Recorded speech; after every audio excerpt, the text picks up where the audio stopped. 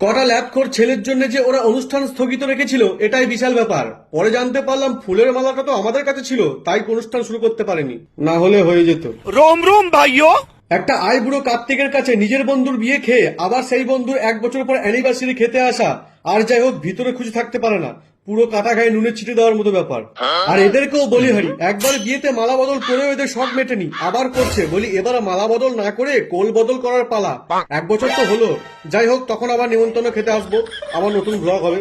আমার মনে হয় অ্যানিভার্সারিটা হলো ফেব্রুয়ারি সেই বিশেষ সপ্তাহে সবকটা দিন একসাথে পালন করা। ওই রোজ দে, চকলেট দে, ফুল দে, আংটি দে, অনেক হয়েছে, এবার খেতে দে। সরি, কথায় কথায় বেরিয়ে গেছে সত্যি কথাটা।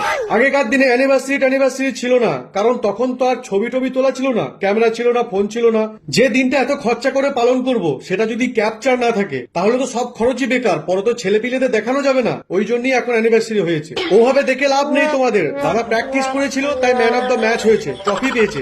তোমরাও ভালো করে প্র্যাকটিস চালিয়ে যাও, তোমরাও একদিন ম্যান অফ দ্য ম্যাচ হয়ে ট্রফি পাবে। পরিশ্রম করো, এনার মতো হেসো না, চেষ্টা করো।